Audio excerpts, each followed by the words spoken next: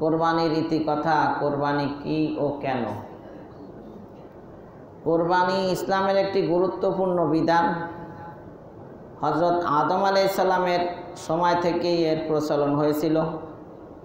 পরবর্তীতে প্রত্যেক নবী আলাইহিমুস সালাম এর যুগে প্রকৃতি ও পদ্ধতিগত কিছুটা পার্থক্য ভেদে কোরবানির এই মহান নির্দেশ বলবৎ ছিল। বলেন সুবহানাল্লাহ। তো আল্লাহ সুবহানাহু ওয়া তাআলা সূরা সফ এর 37 নম্বর সূরার 108 নম্বর আয়াতে বলেন, ওয়া তারাকনা আলাইহি ফিল আখিরিন, আমি তার জন্য এই বিষয়টি পরবর্তীদের মধ্যে রেখে দিয়েছি। ইব্রাহিম আলাইহিস সালামের কোরবানি, ইসমাইলের পরিবর্তে আল্লাহ যে দুম্বা পাঠাই দিয়েছেন, এই পশু কোরবানির এই প্রথা পরবর্তীদের মধ্যেও রেখে দিয়েছেন। আর উম্মাতে মুহাম্মাদি সেই ইব্রাহিম আলাইহিস সালামের এই তরিকা বা পদ্ধতির মাধ্যমে যে কোরবানি, পশু কোরবানি, সেটা বলবৎ চলমান রেখেছেন। বলেন সুবহানাল্লাহ। তো আল্লাহ সুবহানাহু ওয়া তাআলা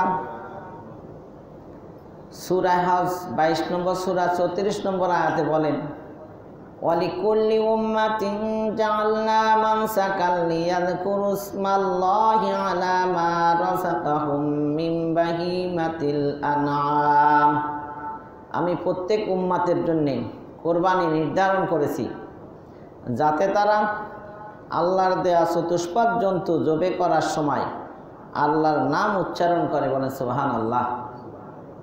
যখন পশু জবাই করে তখন কি বলতে হয়? বিসমিল্লাহি আল্লাহু আকবার। কে বলবে? যে জবাই দেয় সে বলবে, জবাইয়ের কাজে যারা সহযোগিতা করে তারাও বলবে। তার মানে পশু টাচ করবে যারা যারা, সবাই কিন্তু জবে করার কাজে অংশগ্রহণ করছে। যিনি ছুরিকা চালাচ্ছেন তিনি শুধু জবে দিচ্ছেন তা নয়, কারণ উনি তো একা ইচ্ছা করলে পশুটা জবে দিতে পারতেন না। তাহলে ছুরি চালানো যেমন একটা কাজ, পশুকে ধরাটাও তো একটা কাজ। তাহলে জবের কাজে যারা যারা অংশগ্রহণ করবে সবাই বিসমিল্লাহি আল্লাহু আকবার বলবে। বলেন সুবহানাল্লাহ। তো কোরবানি ইসলামের একটা গুরুত্বপূর্ণ বিধান। হযরত আদম আলাইহিস সালামের সময় থেকে এর প্রচলন হয়েছিল। আর পরবর্তীতে প্রত্যেক নবীর যুগে বা প্রত্যেক নবীর উম্মাতের উপরে এটা চালু ছিল। এই মহান নির্দেশ আল্লাহ তাআলা বলবৎ রেখেছিলেন। তো আদম আলাইহিস সালামের সময় কিভাবে কোরবানি চালু হইল, এটার ইতিহাসটা কি? তো প্রথমত আমরা জানতে পারি যে আদম আলাইহিস সালাম আর হাওয়া আলাইহিস সালামের মাধ্যমে এই পৃথিবীতে সকল মানুষের আগমন। তো প্রথমত আল্লাহ সুবহানাহু ওয়া তাআলা হাওয়া আলাইহিস সালামের গর্ভে যমজ টুইন, একটা ছেলে একটা মেয়ে একসাথে প্রসব করতেন, জন্মগ্রহণ করত। একটা ভাই এক বোন, এক ভাই এক বোন।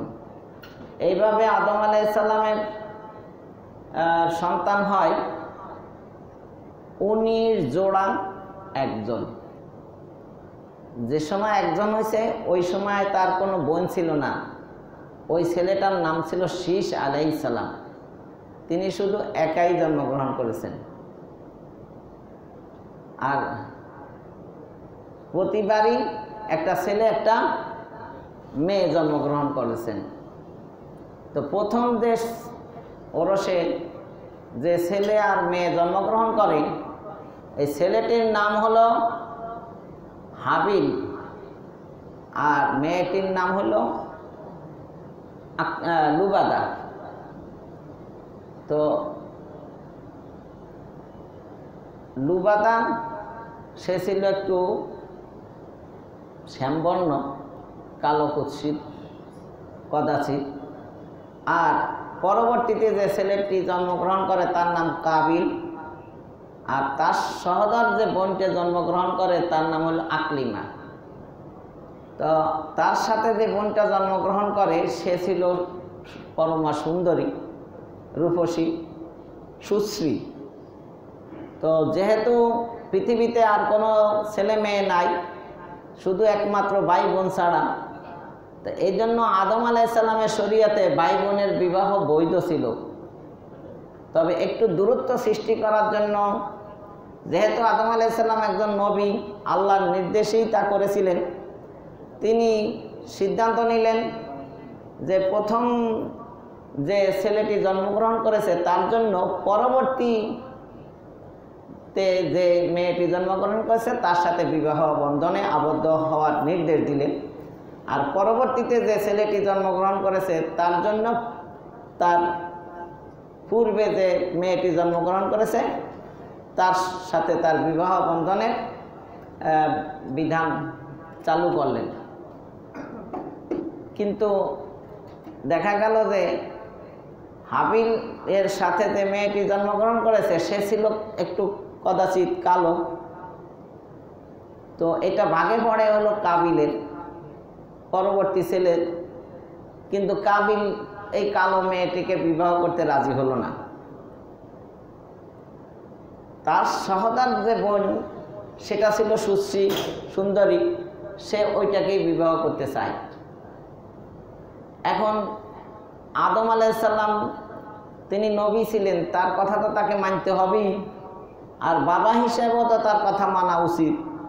কিন্তু সুন্দরীর প্রতি তার এত বেশি লোভ যে এখন সে নবীর কথাও মানে না, বাবার কথাও কি মানে না।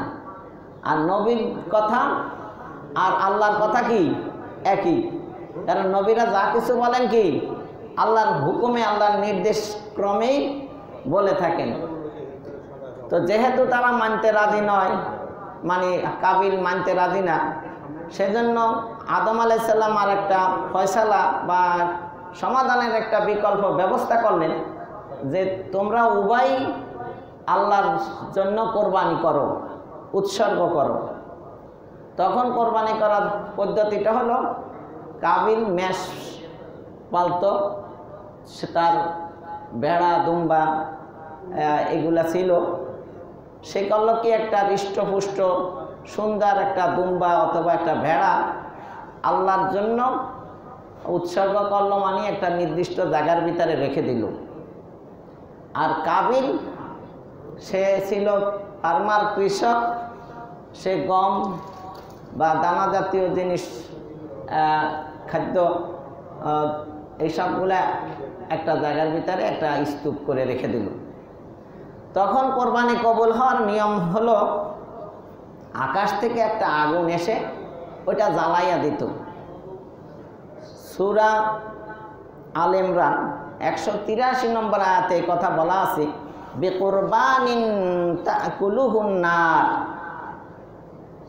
সেই সময় কি আকাশ থেকে একটা আগুন এসে ওই কোরবানির যেটা কবুল হয় ওটা খেয়ে ফেলতো। এবং এই ধারার পরিপ্রেক্ষিতে আর একটা কথা না বললে নয়, আগের নবীর উম্মাতেরা যুদ্ধলব্ধ যে গনিমতের মাল পেত সেটাও তারা ভক্ষণ করতে পারতো না, ওইটাও আকাশে থেকে আগুন এসে খেয়ে ফেলতো।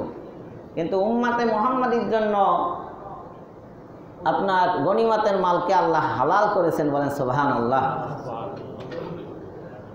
তো এখানে কোরবানি কবুল হলো কার? হাবিলের কোরবানি কবুল হলো। কাবিল বলল আমি তোমাকে হত্যা করব। কেন? যেহেতু আদম আলাইহিস সালামের সিদ্ধান্ত ছিল সে অনুযায়ী ওই সুন্দরী বোনটিকে কে পাচ্ছে? হাবিল। কোরবানি করার পরেও সেই একই সিদ্ধান্ত বহাল রইল।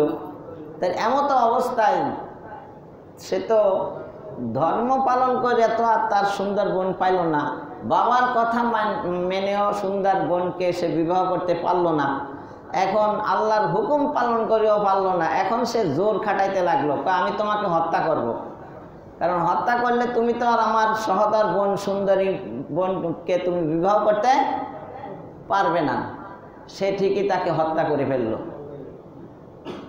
আর হাবিল আলাইহিস সালাম হত্যার আগে বলেছিল যে আল্লাহ তো মুত্তাকিদের কোরবানি কি করেন, কবুল করেন। কারণ ধার্মিক না হইলে কোনো ইবাদতের ভিতরে যদি ইখলাস না থাকে, আন্তরিকতা না থাকে, মহব্বত না থাকে, ওইটা কোনো ইবাদতই হয় না। কারণ আল্লাহ সুবহানাহু ওয়া তাআলা দেখে মানুষের অন্তরের আন্তরিকতা, ইখলাস, মহব্বত আছে কিনা। আমরা যে সালাত আদায় করি, এই সালাতের ওঠা বসা, রুকু, সিজদা, এটা আল্লাহ দেখে না, বরং আল্লাহ দেখে যে এই রুকু সিজদা ওঠা বসার ভিতরে তার ইখলাস আছে কিনা, বিনয়ী আছে কিনা, বিনয়ী হয়েছে কিনা, এবং তার ভিতরে আমার মহব্বত আছে কিনা, আন্তরিকতার সাথে সে সালাত আদায় করছে কিনা, এইটাই আল্লাহ দেখেন। রোজার ভিতরে উপবাস থাকা, এটা আল্লাহ দেখে না, বরং কে আল্লাহর মহব্বতে ইখলাসের সাথে আন্তরিকতার সাথে সিয়াম পালন করে সেটাই কি দেখেন। এই হজের ভিতরেও তওয়াফ সাই, এইসব রমিয়ে জামাত, পাথর নিক্ষেপ, কোরবানি, এগুলো আল্লাহ দেখে না, বরং দেখে মানুষের, হাজী সাহেবের অন্তরের আন্তরিকতা, ইখলাস আর আল্লাহর মহব্বত আছে কিনা।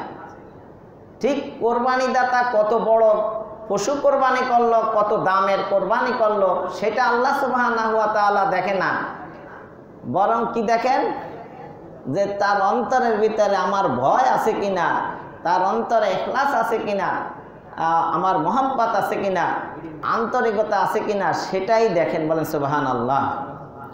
তো এখানে হাবিলকে হত্যা করে ফেললো কে? কাবিল।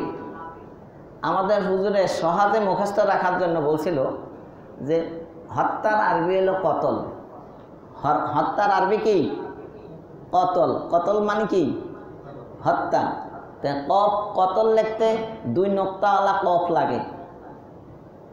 তো কে কাকে হত্যা করলো এটা মনে রাখবা কিভাবে? কাবিল লিখতেও কফ লাগে, ওখানেও 2 নোক্তাওয়ালা কফ। তাহলে কফের সাথে কফ মানে কাবিলে কতল করছে। তাহলে কে কাকে কতল করলো?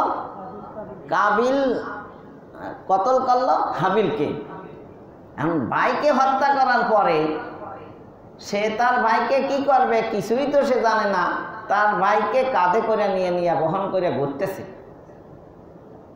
ভাই তো আল্লাহ সুবহানাহু ওয়া তাআলা আকাশ থেকে 2টা কাক পাঠাই দিলেন, মানে হয়তো ফেরেশতা হোক বা যাও একটা কিছু হইব। তো ওরা এসে মানুষ মরার পরে কি করতে হবে এটা শিক্ষা দেওয়ার জন্য একটা কাক আর একটা কাককে ঠোকরাইয়া হত্যা করে ফেলল। পরে পা দিয়া, ঠোঁট দিয়া, একটা বালু টালু ছালাইয়া একটু গর্ত করা ওখানে আর একটা কাক, ওই মৃত কাকটাকে দাফন করে দিল। তখন কাবিলের মাথার ভিতরে বুদ্ধি আসলো, আহারে আমি এতক্ষণ আমার বাইরে নিয়ে ঘুরতেছি, আমিও তো এই কাজটা করতে পারি। তখন সে কি করলো? ওই মাটি খনন করিয়া তার ভাই হাবিলকে দাফন করলো। এই মানুষের সর্বপ্রথম দাফনের সিস্টেমটা আল্লাহর পক্ষ থেকে শিক্ষা দেওয়া হলো। বলেন সুবহানাল্লাহ। যতটুকু বলছি এর প্রথম কথা থেকে শিক্ষা হলো আদালু আলাল খাইরি কাফাইলিহি।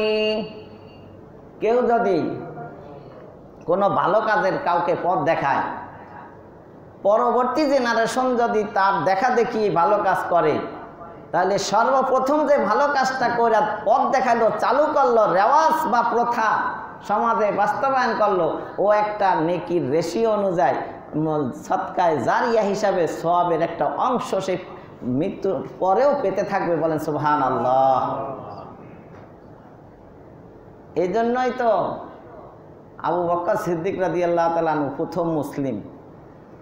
তার দেখা দেখি অন্যরা মুসলমান হয়েছে, তার আমল নামায় যে কি পরিমাণ সওয়াব এটা কেউ বইলা শেষ করতে পারবে না। আল্লাহ রাসূল সাল্লাল্লাহু আলাইহি ওয়াসাল্লাম আয়েশা সিদ্দিকা রাদিয়াল্লাহু তাআলা আনহাকে বলেন, হে আয়েশা, আকাশের তারকার দিকে তাকাও, এর পরিমাণ বা সংখ্যা কত হতে পারে এটা গুণে শেষ করা যাবে না। আমার উম্মতের ভিতরে এমন এক সাহাবী আছে, আমার এক সাথী সঙ্গী আছে, যার নেকি আকাশের তারকার চাইতেও বেশি। বলেন সুবহানাল্লাহ। তো এবার চিন্তা করলেন সেই সাহাবী মনে আমার বাবাই হবে। কে হবে? আমার বাবা আবু বকরই হবে। কিন্তু নিজে নিজে মন্তব্য করলে তো হয় না, আল্লাহ রসুলের কাছে জিজ্ঞাসা করা লাগে না? হুজুর বলেন তো সেই সাহাবীর নাম কি? তিনি হলেন ওমর। তিনি কে? ওমর। তাহলে আয়েশা রাদিয়াল্লাহু তাআলা আনহা মনে একটু ব্যথা পাইলেন যে আমার বাবার কথা তো বললো না। পরবর্তী দিনে ওমর রাদিয়াল্লাহু তাআলা আনহু বলেন, আপনার জন্য একটা সুসংবাদ আছে। আল্লাহ রসুল বলছে আকাশের তারকার চাইতেও বেশি নেকি আছে আমার এক উম্মাতের, আর তিনি হলেন আপনি ওমরের কথা, আপনার কথাই বলছে। কিন্তু আপনার কাছে আমার জিজ্ঞাসা হলো, আমি তো মনে করছিলাম এই লোকটা আমার বাবা আবু বকর হবে, কিন্তু তার কথা তো বললো না।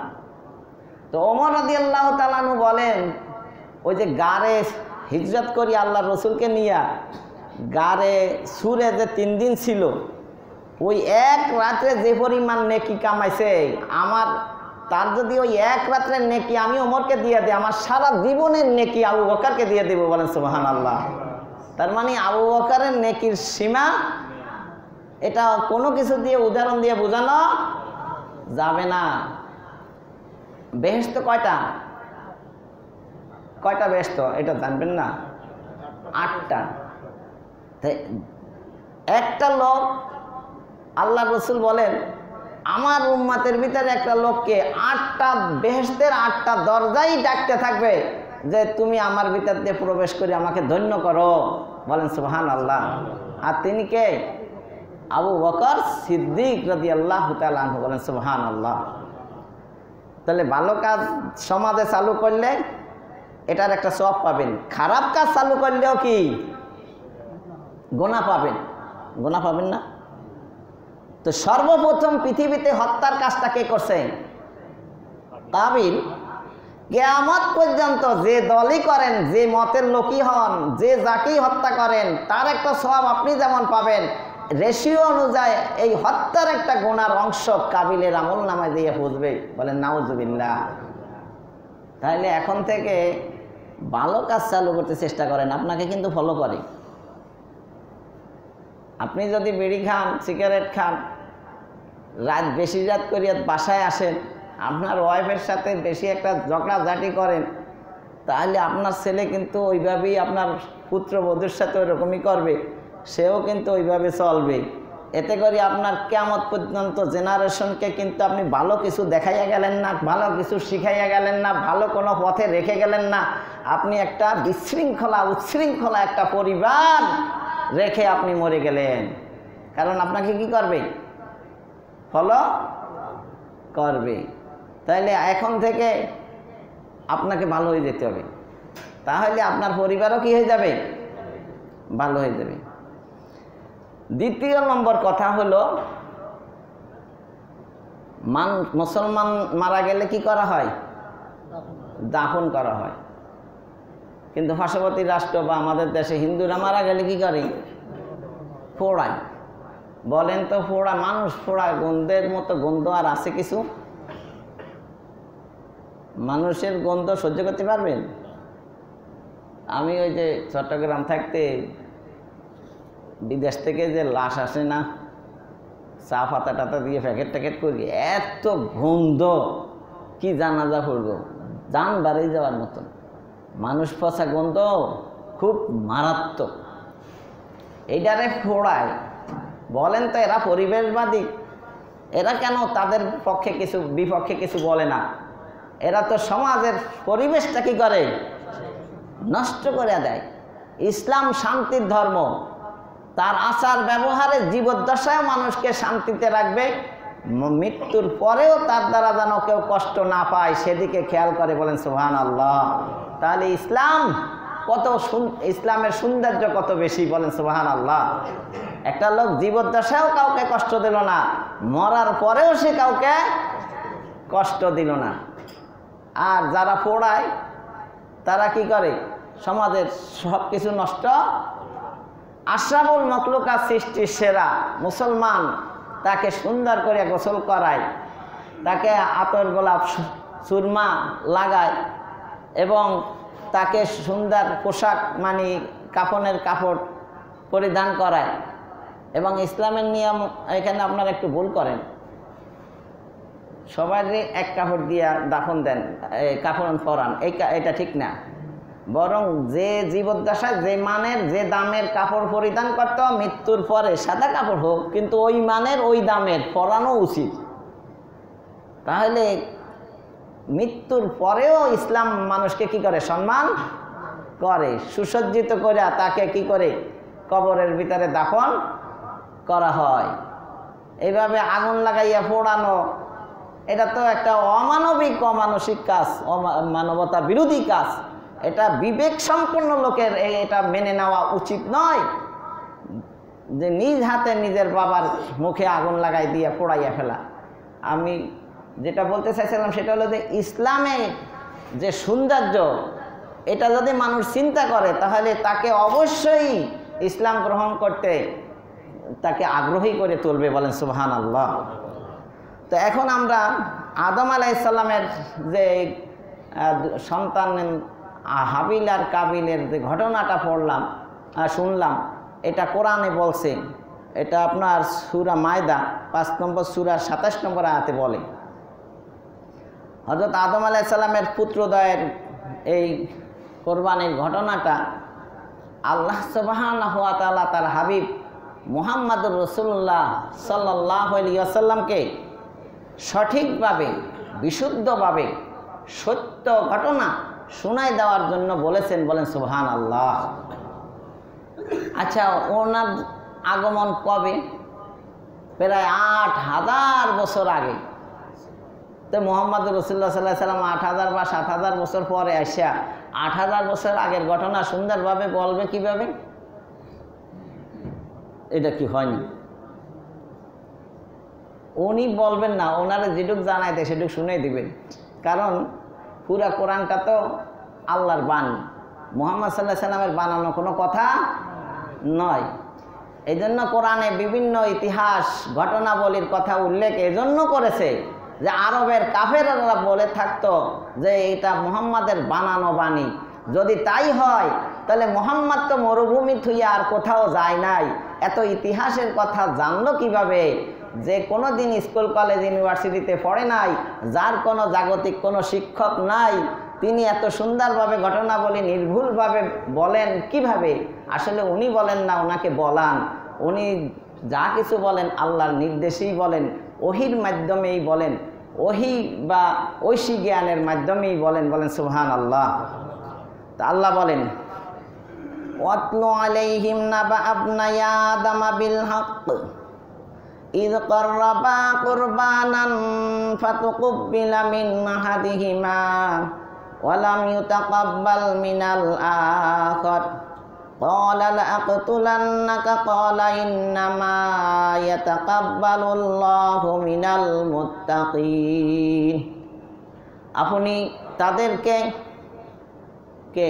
মুহাম্মদ রাসূলুল্লাহ সাল্লাল্লাহু আলাইহি সাল্লামকে আল্লাহ বলেন, আপনি তাদেরকে অর্থাৎ আপনার উম্মতদেরকে আদমের 2 পুত্রের বাস্তব অবস্থা পাঠ করে শুনান, যখন তারা উভয়ই কিছু উৎসর্গ নিবেদন করেছিল। উভয় বলতে কে? হাবিল আর কাবিল। কে কি উৎসর্গ করেছিল? হাবিল শস্য, আর কাবিল না, হাবিল হইল একটা দুম্বা, আর কাবিল হইল কিছু শস্যাদি। সে উৎসর্গ করেছিল উভয়। তখন তাদের একজনের উৎসর্গ গৃহীত হয়েছিল, একজনের কোরবানি আল্লাহ কবুল করলেন। কার? হাবিলেরটা। কিভাবে? আকাশ থেকে আগুন এসে জ্বালাইয়া দিল, নিশ্চিহ্ন করে দিল, আর খুঁজে পাওয়া গেল না। এবং অপরজনের গৃহীত হয়নি, অর্থাৎ কাবিলের কোরবানি কি কবুল? যেরমটা সেরম পড়ে রইল। সে বলল, আচ্ছা এখানে একটা কথা আছে, এই সিস্টেমটা আল্লাহ উঠাইয়া দিয়েছেন, এটা কি ভালো করছেন না খারাপ করছেন? আল্লাহ লজ্জা দেন নাই উম্মতে মুহাম্মাদীকে? বলেন সুবহানাল্লাহ। এইভাবে আপনি নায়িকা গায়িকা আপনি কোরবানি করবেন, আর কোরবানির ঘরে যদি আপনার কোরবানি যদি পড়িয়ে থাকতো তাহলে মানুষের লজ্জা দিত না? আপনি যত অপকর্মই করেন না কেন আল্লাহ আপনাকে লজ্জা দিচ্ছেন না, বলেন সুবহানাল্লাহ। কারণ সবার কোরবানি কি কবুল হয় নাকি? তো যাদেরটা করবো হইতো না তারা তো সমাজে মুখ দেখাইতে পারতো না। তাহলে এই সিস্টেমটা আল্লাহ উঠাই দিয়েছে, কি খারাপ করছে না ভালো করছে? ভালো করছেন। আল্লাহ যা করেন সেটার ভিতরে কি আছে? মঙ্গল আছে। এখন যারটা কবুল হইল না, কারটা? কাবিলের। সে বলল আমি অবশ্যই তোমাকে হত্যা করব। কাকে হত্যা করবে? হাবিলকে। এবার হাবিল বলল, সে বলল আল্লাহ ধর্ম বিরোধের পক্ষ থেকেই তো গ্রহণ করেন। কাবিল ৮০০০ বছর আগেই বলে গেছে কোরবানি কারটা কবুল হইব? মুত্তাকি ধার্মিক লোকের কোরবানি আল্লাহ কি করেন? তাহলে যে কেউ কোরবানি দিলেই কোরবানি কবুল হয়ে যায় না ধার্মিক লোকের কোরবানি কবুল হয়? যার ভিতরে তাকওয়া আছে, আল্লাহর ভয় আছে। কার ভিতরে আল্লাহর ভয় আছে আর কার ভিতরে ভয় নাই? যে কোনো আল্লাহর ভয়ে, জাহান্নামের ভয়ে, আল্লাহর বড়ত্বের কথা, মর্যাদার কথা স্মরণ করিয়া কোনো পাপের কাজের দ্বারেও যায় না, আল্লাহর রহমতের আশা করিয়া, জান্নাতের আশা করিয়া কোনো নেকির কাজ ছাড়ে না, সে হলো মুত্তাকি। তার অন্তরে আছে তাকওয়া, বলেন সুবহানাল্লাহ। যে সালাত আদায় করে না, সিয়াম পালন করে না, যাকাত দেয় না, হজ করে না, হালাল হারামের তোয়াক্কা করে না, পর্দা ফুশিদার ধার ধারে না, যেমন খুশি তেমনভাবে চলে, আল্লাহর নাফরমানি করে, সে যদি বলে আমি আল্লাহরে ভয় করি না, তো ভয় করে কে? তো এটা কি তার মনের কথা না মুখের কথা? সে কি মুত্তাকি? সে তো মুত্তাকি নয়। তার কোরবানি আল্লাহ কি করবেন না? কবুল করবেন না। তো কোরবানি কবুল হবে কার? যিনি মুত্তাকি তার। যিনি মুত্তাকি তার। তাহলে মুত্তাকি না হওয়া পর্যন্ত আল্লাহর কাছে কোনো কোরবানি কবুল হবে না। তো এখানে হযরত আদম আলাইহিস সালামের ওরজাত পুত্রদ্বয় হাবিল ও কাবিলকে বোঝানো হয়েছে। তো যে গল্পটা একটু আগে আপনাদেরকে আমি শুনেছিলাম, রাসূলুল্লাহ সাল্লাল্লাহু আলাইহি সাল্লামের বাহ্যিকভাবে উনি ছিলেন আপনার নিরক্ষর, মানে কোনোদিন কারো কাছে লেখাপড়া করে নাই। তারপরেও তিনি এই ঘটনা শুনাইয়া দিতে পারলেন। এতে কি বোঝা গেল? যে তার কাছে যা অবতীর্ণ হয় সব কিছু কি? ওহী। সব কিছু কি? ওহী। আচ্ছা, তাহলে আমরা আলোচনা করব কোরবানি নিয়ে। কোরবানিটা কি? যে বস্তু কারো নৈকট্য লাভের উপায় হিসাবে ব্যবহৃত হয় তাকেই কোরবানি বলা হয়। যে বস্তু কারো নৈকট্য লাভের উপায় হিসাবে ব্যবহৃত হয় তাকেই কি বলা হয়? কোরবানি বলা হয়। তাহলে পশু কোরবানির মাধ্যমে কার নৈকট্য অর্জন করতে চাই আমরা? আল্লাহর। সুনাম অর্জন, খ্যাতি অর্জন, লোক দেখানো কর্মকাণ্ড, কে কত বেশি টাকা দিয়ে কোরবানি বা পশু জবাই দিল, এটা করলে কি কোরবানি কবুল হবে? কার কোরবানি করার উদ্দেশ্য কি? আল্লাহ রাজি না সমাজের লোকজনকে খুশি করা? তাহলে তো কোরবানি হবে না। তার কোরবানির ভিতরে ইখলাস নাই, তাকওয়া নাই, আল্লাহর ভয় নাই।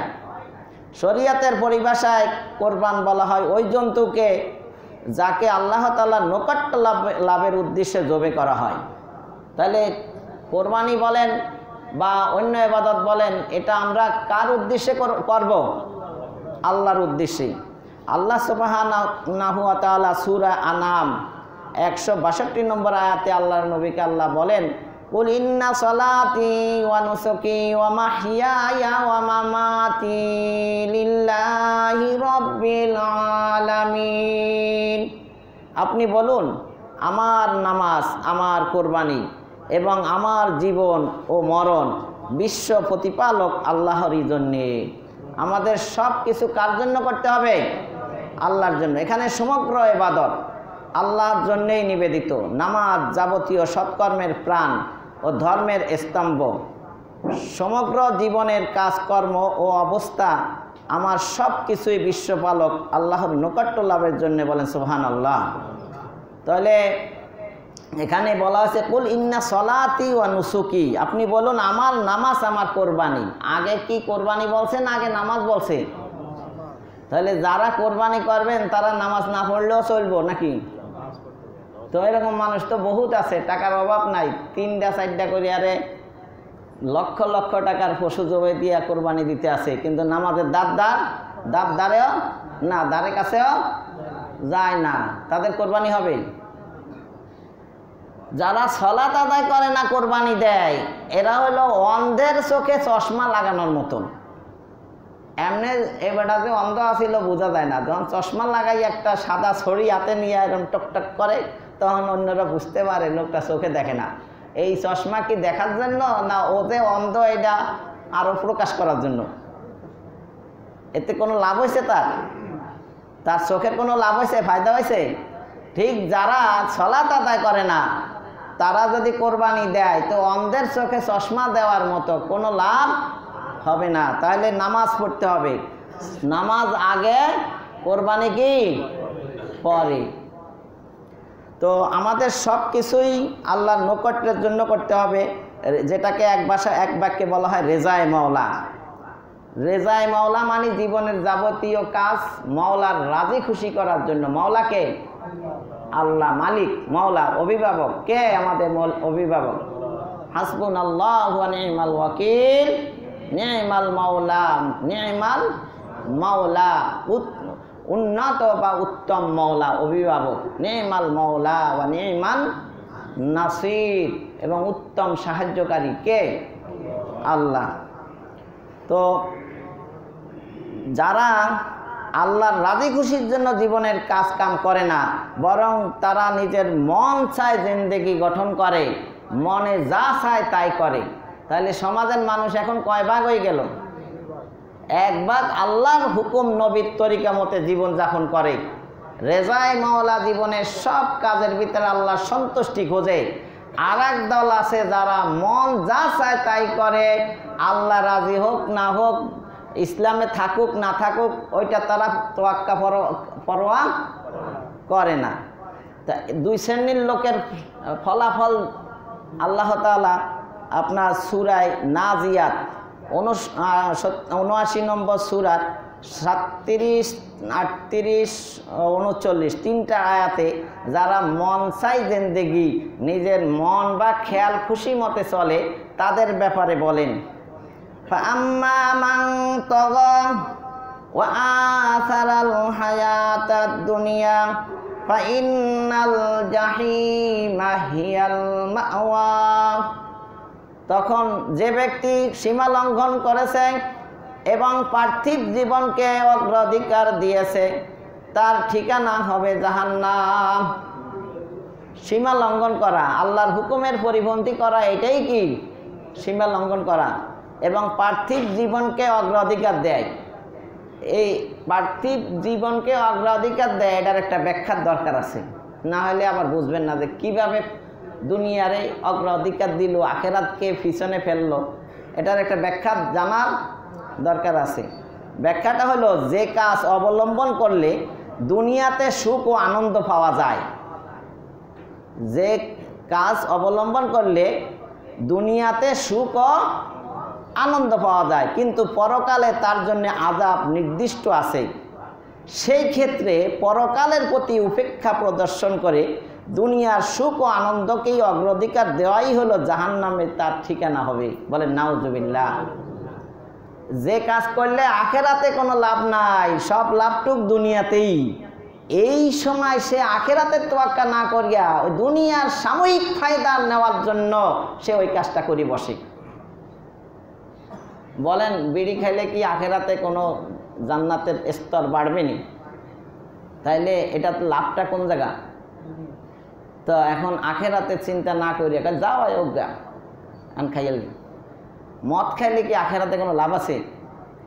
দুনিয়াতে খাইতে আছে, খাইয়ে ফেলতে আছে। জেনা করলে আখেরাতে কোনো লাভ আছে? এখন দুনিয়াতে তার সাময়িক মজা লইতে আছে।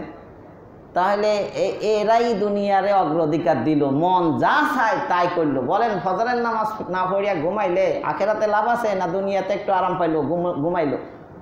তাহলে আরামটা কি আখেরাতে না দুনিয়াতে?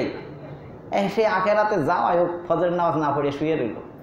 বুঝতে পারছেন? এবার রোজা না রাখলে আখেরাতে কোনো লাভ আছে না দুনিয়াতে একটু কষ্ট হইল না? সবাই রোজা রাখতে কষ্ট করলো, হে কষ্ট করলো না।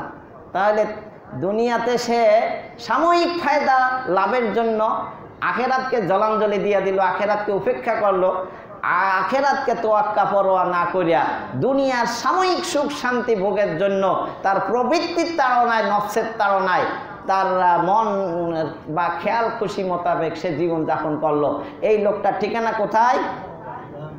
জাহান্নাম। আর এর উল্টাটা যারা এগুলা করে না, আল্লাহর হুকুম মতে চলে, নিজের মনের বিরোধিতা করে, নফস বা প্রবৃত্তির তাড়নায় সে কিছু করে না, প্রবৃত্তিকে দমন করে, তাহলে তার ঠিকানা কোথায় হওয়া উচিত? জান্নাতে। এই মর্মে আল্লাহ তাআলা সূরা নাজিয়াতের 40-41 দুইটি আয়াতে বলেন,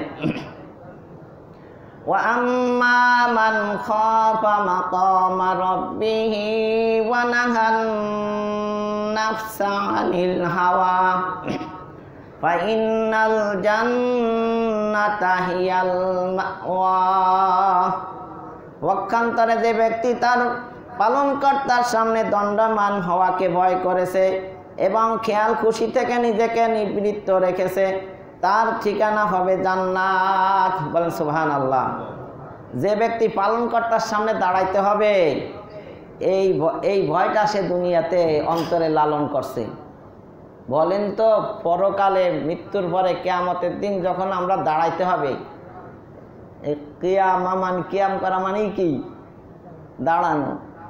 কিয়ামা মানেই তো দাঁড়ানো। তার মানে সব মানুষ এখন শুইয়া আছে কবরের ভিতরে, তখন কি হবে? সিঙ্গাপুর দিলে সবাই দাঁড়াইয়া যাবে। কার সামনে দাঁড়াবেন? আল্লাহর সামনে। কি জন্য দাঁড়াবেন? এই যে দুনিয়াতে যা কিছু করতেছেন এর পুঙ্খানুপুঙ্খানু চুলচেরা বিশ্লেষণ করবে, সব কিছু জীবনের প্রতিটা কাজের জবাবদিহি করতে হবে। যারা এই কথাটা অন্তরে লালন করে, ধারণ করে, পোষণ করে, অন্তরে সব সময় স্থান দেয়, সে কি কোনো পাপের কাজ করতে পারে? মানুষকে ঠকাতে পারে? প্রতারণা করতে পারে? ছলছতরি করতে পারে? 2 নম্বরই করতে পারে? মানুষের সাথে কোনো রকমের মানুষের হক, ভাইয়ের হক, বোনের হক, ফুপুর হক সে মারতে পারে না। কারণ সে জানে আজকে মারলাম, কিন্তু আল্লাহর সামনে যাইয়ে কি বলবো?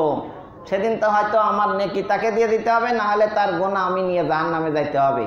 তাহলে যাদের পরকালের ভয় আছে অন্তরে, সে তো কোনো খারাপ কাজ করতে পারে না। ওয়া নাহান নাফসা আনিল হাওয়া, এবং খেয়াল খুশি থেকে নিজেকে বাঁচায়, মানে খেয়াল খুশি থেকে সে কোনো কাজ করে না। আল্লাহর হুকুম যা তাই সে করে, মন যা চায় তা সে করে না। ফাইনাল জান্নাতা হিয়াল মাওয়া, তার ঠিকানাই হলো জান্নাত। বলেন সুবহানাল্লাহ। তো আল্লাহকে খুশি করা এবং তার নির্দেশ পালন করার উদ্দেশ্যেই তার নামে নির্দিষ্ট তারিখে নির্দিষ্ট পদ্ধতিতে নির্দিষ্ট পশু জবে করাকেই উযহিয়া বা কোরবানি বলে। তাহলে কোরবানি কাকে বলে? আল্লাহর খুশির জন্য না সমাজের দেখানোর জন্য? মেয়ের জামাইয়ের বাড়ি বড় গরুর রান ফাটানোর জন্য আছে না এরকম? মেয়ে বিয়ে দিছে, এবছর যদি কোরবানি না করে তাই মেয়ের জামাই বা ওই শ্বশুর, মেয়ের জামাই শ্বশুরের আলায় থেকে খারাপ কিছু বলবে, কোন ফকিরের মাইয়া বিয়ে করলাম, এই জন্য নিজের বড় লোক সাজানোর জন্য বড় ছাই একটা রান ফাটানোর জন্য মেয়ের বাড়িতে কোরবানি করতে আছে। এটা কি আল্লাহ রাজির জন্য নাকি সামাজিকতা রক্ষা করতে আছে? তাহলে এটা কোরবানি হবে না। কোরবানি কিভাবে হবে? আল্লাহর খুশি করার জন্য, আল্লাহকে কি রাজি খুশি করার জন্য এবং তার নির্দেশ পালনের উদ্দেশ্যে। কোরবানি করা কি সুন্নাত না ফরজ? কোরবানি করা কি? কোরবানি করা ওয়াজিব। সূরাতুল কাউসারের ভিতরে আল্লাহ বলেন, ফাসাল্লি লিরাব্বিকা ওয়ানহার, হে নবী আপনি সালাত আদায় করুন। এখানেও কিন্তু আগে সালাত। আর এই সালাত মানে কেউ কেউ বলছে যে ওই ঈদের নামাজ, নামাজ আগে দেবেন না কোরবানি আগে দেবেন? ঈদের নামাজ আগে পড়বেন, তারপরে অনহার মানে নহর করা। নহর মানে উটের গলায় ছুরিকে চালাইয়া রক্ত প্রবাহিত করার নাম কি? নহর। আর হাত পা বান্ধা ধরিয়া জবাই দেওয়া, এটা হলো উযহিয়া, জবে দেওয়া। আমরা যেটা দিই গরু রে, খাসি বকরি রে, এটা কি নহর করি না জবাই দিই? জবাই দিই। আর উটেরে কি জবাই দেয় না নহর করে? তাহলে নহর করে। আল্লাহ রাসূল সাল্লাল্লাহু আলাইহি সাল্লাম বিদায় হজে 100 উটকে নহর করছেন নিজ হাতে, 63টা আর বাকিটা ও আলী রাদিয়াল্লাহু তাআলা আনহুর হাতে নহর করাইছেন। মানে যেমন আপনারা নিজেরা কোরবানি না দিয়ে হুজুরে দিয়ে করান না, তো হুজুর সাল্লাল্লাহু আলাইহি সাল্লাম নিজের কোরবানি কারে দিয়ে করাইছেন? আলীর দিয়ে করাইছেন। আর নিজ হাতে কয়টা করছেন?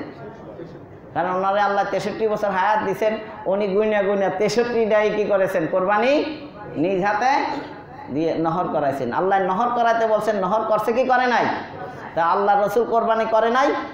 করছে। তা আনাস ইবনে মালিক রাদিয়াল্লাহু তাআলা আনহু বলেন, আল্লাহ রসুল 10 বছর মদিনায় ছিল, 10 বছরই কোরবানি করছে। এবার আসেন সূত্র হইল যে কাজটা রসুল সবসময় করে ওইটা উম্মতের জন্য ওয়াজিব। তাহলে এবার বলেন কোরবানি করা কি ফরজ না ওয়াজিব? রাসূলের জন্য ফাসাল্লি, আপনি সালাত আদায় করুন, ওয়ানহার, আপনি কোরবানি করুন, এই নির্দেশটা রাসূলের জন্য। তাহলে রাসূলের জন্য কোরবানি করা ছিল ফরজ, উনি যেহেতু প্রতি বছর করছেন এই জন্য উম্মতের জন্য এটা কি ওয়াজিব। যারা আহলে হাদিস বোঝে না সাতান মাথা কিছু, হাদিসে শব্দ আসছে সুন্নাত, তাই বইলা দেখা কোরবানি করা সুন্নাত। ওয়ান যায়েদ ইবনে আরকাম রাদিয়াল্লাহু তাআলা আনহু قال قال اصحاب رسول الله صلى الله عليه وسلم ما هذه الاضاحي قال سنة ابيكم ابراهيم আলাইহিস সালাম। যায়েদ ইবনে আরকাম রাদিয়াল্লাহু তাআলা আনহু থেকে বর্ণিত হাদিস, তিনি বলেন আল্লাহ রসুলের সাহাবীরা রসুলকে বললেন যে হুজুর এই যে কোরবানি দুম্বা জবাই দিলেন এটা কি করলেন বুঝলাম না তো। তখন আল্লাহ রসুল বললেন যে এটা সুন্নাত আবিকুম ইব্রাহিম, এটা ইব্রাহিম আলাইহিস সালামের কি সুন্নাহ। তাহলে ইব্রাহিম আলাইহিস সালামের সুন্নাহ কইছে না, এজন্য আহলে হাদিস যারা হেরা কি কয় কোরবানি করা কি সুন্নাহ। আচ্ছা, এটা কি কোনো সূত্রের ভিতরে পড়ছে না শুধু সব শাব্দিক অর্থ? তাহলে সুন্নাহর শাব্দিক অর্থ পদ্ধতি, নিয়ম, রেওয়াজ, অর্থাৎ এই কোরবানি করার প্রথা, পশু জবাই দেওয়ার প্রথাটা কার থেকে আসছে? ইব্রাহিম আলাইহিস সালামের কাছ থেকে আসছে। আমি আগেই বলেছিলাম কোরবানির চালু হয়েছিল হাবিল কাবিলের থেকে, এবং সূরা হজের ভিতরে কথা বলা আছে প্রত্যেকটা উম্মতের জন্য কোরবানির প্রথা আল্লাহ বলবৎ রেখেছিলেন। কিন্তু উম্মতে মুহাম্মাদি যে উজ্জ্বল ঘটনাকে ফলো করছেন সেটা ছিল ইব্রাহিম আলাইহিস সালাম আর ইসমাইল আলাইহিস সালামের মাধ্যমে যে দুম্বা কোরবানির প্রথা, ওই পদ্ধতি অনুসরণ করেছেন। তাহলে অনুসরণ করেছেন ওই পদ্ধতি, সেজন্য এটা বলা হয়েছে সুন্নাত আবিকুম ইব্রাহিম। বলেন সুবহানাল্লাহ। এবার বলেন সুন্নাত আবিকুম, তোমার বাবা সুন্নাত বলছে, তো ইব্রাহিম আলাইহিস সালাম কি আমাদের বাবা নেই? মুহাদ্দিসিনে কেরাম বলেন যারা প্রশ্ন করেছিল ওরা সব কটার বংশ অনুক্রম দ্বারা ইব্রাহিম আলাইহিস সালাম পর্যন্ত যাইয়ে পৌঁছে। সেই জন্য আল্লাহ রসুল বলছেন এটা তোমাদের বাবা ইব্রাহিম আলাইহিস সালামের কি সুন্নাহ, মানে পদ্ধতি। তাহলে কোরবানি করা কি সুন্নাহ না ওয়াজিব? সাবাতা বিসুন্নাহ, মানে সুন্নাহ দ্বারা প্রমাণিত, সুন্নাহ দ্বারা প্রমাণিত। কিন্তু কোরআন তো বলছি কোরবানি করতে, সেটা কার জন্য? আল্লাহ রসুল সাল্লাল্লাহু আলাইহি ওয়াসাল্লামের জন্য। এখন আজকে